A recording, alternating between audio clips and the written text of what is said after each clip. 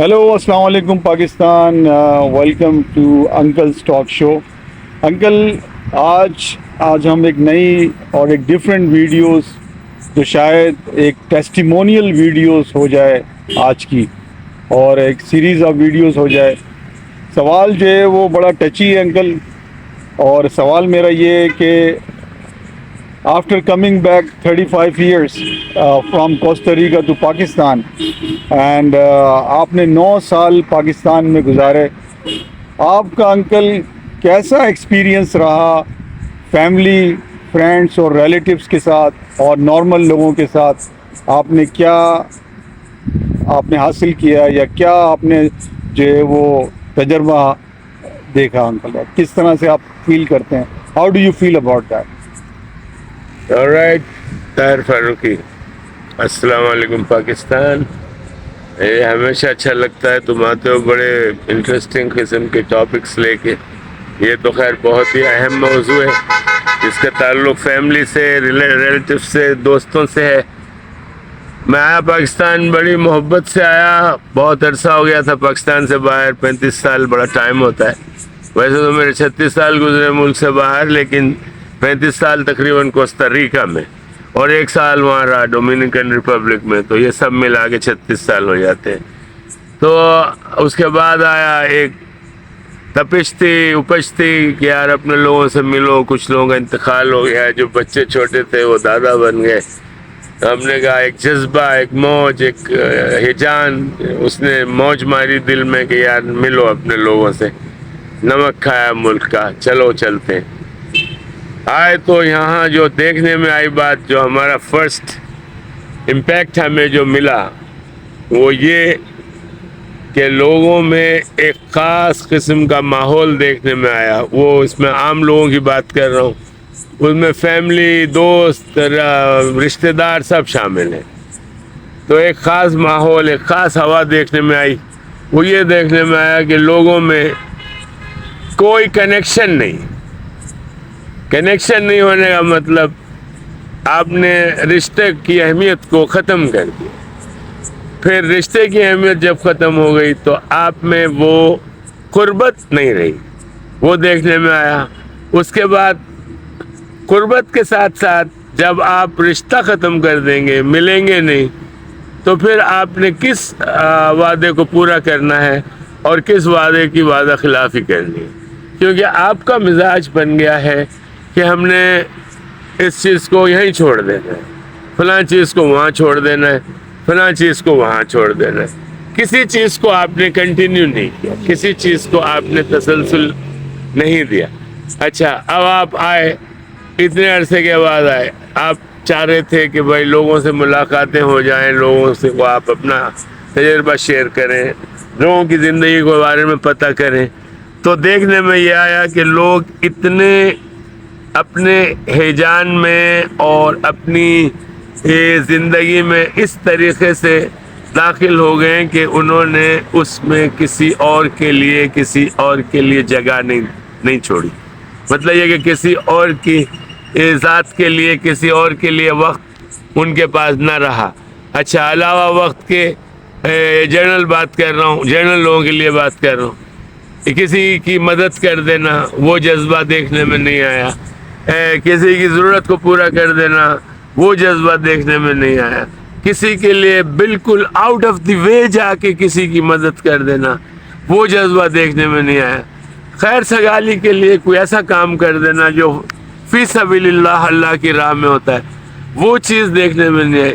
جو دیکھنے میں آیا اس میں جھوٹ، مکر اور فریب، جھوٹ، مکر اور فریب، یہ تینوں چیزوں کا میں نے اس ماحول میں پچھلے 4 آپ ڈیکڈز کہہ سکتے، 40 سال کہہ لیں، جو دیکھنے میں آئے. 40 سال کے بعد جو ماحول یہاں کا دیکھنے میں آیا، ایسا لگا کہ پاکستان کی بنیادیں ہل گئی. خاندان میں بھائی بھائی سے بات نہیں کرتا، بیٹا ماں سے ناراض ہے، ماں بیٹے سے ناراض ہے، باپ بیٹے سے ناراض ہے، چھوٹا بھائی بڑے بھائی سے ناراض ہے، بہن بھائی سے ناراض ہے. اچھا، بیویوں کا علیحدہ حال ہے، ان کی اپنی علیحدہ لابی ہے، ساس علیحدہ ہے تو نند علیحدہ ہے.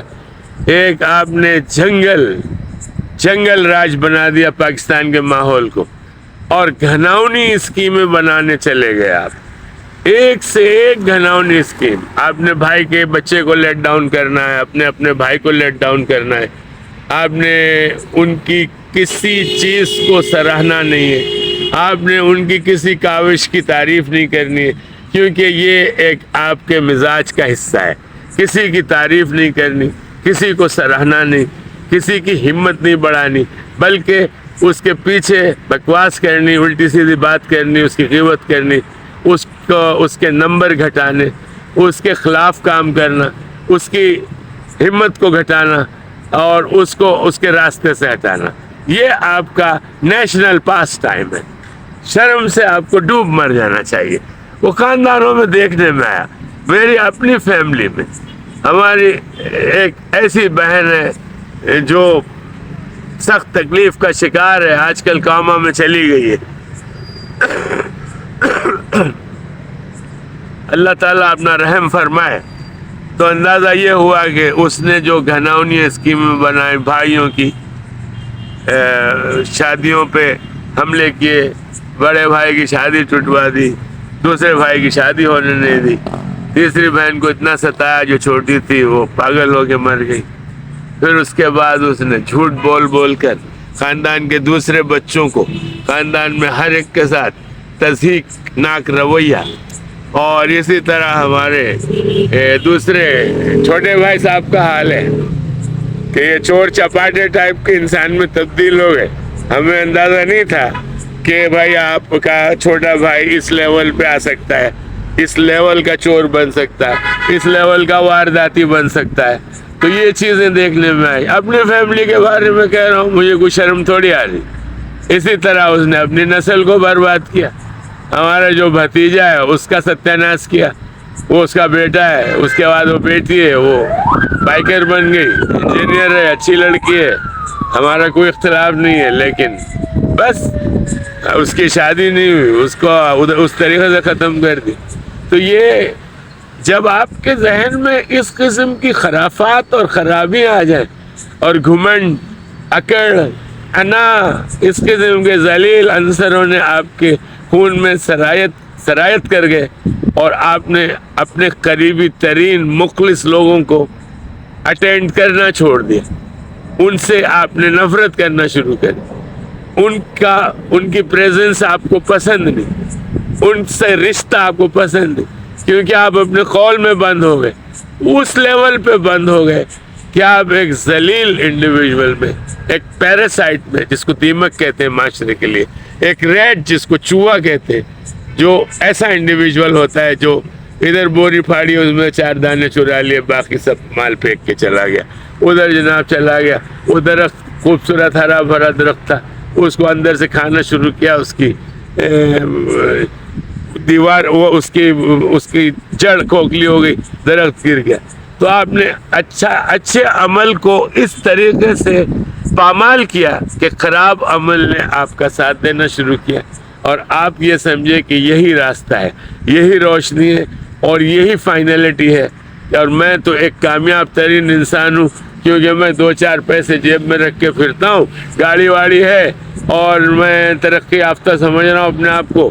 الٹی سیدھی آپ نے محفل بنائی ہے، وہ مسکروں کا ٹولہ آپ کے اطراف ہے جو مطلب ولگر قسم کے اور بدتمیز قسم کے انسان ہیں، جنہوں نے آپ کو چھوٹے موٹے فراڈ سکھا دیے اور آپ کو وارداتی بنا دیا. تو آپ اس قسم کی حرکتیں کر رہے ہیں. تو یہ ہمارے رشتہ داروں کا میں نے چھوٹا سا نقشہ کھینچا، قریبی ترین فیملی جو میری اپنی ذاتی فیملی ہے. رشتہ داروں کا یہ حال ہے کہ کوئی کسی سے پوچھتا نہیں، ان کا کتوں سے بدتر حال ہے، اور ان کو اگر کتا کہا جائے تو اس میں کوئی خرابی نہیں ہے، کوئی خرافات نہیں.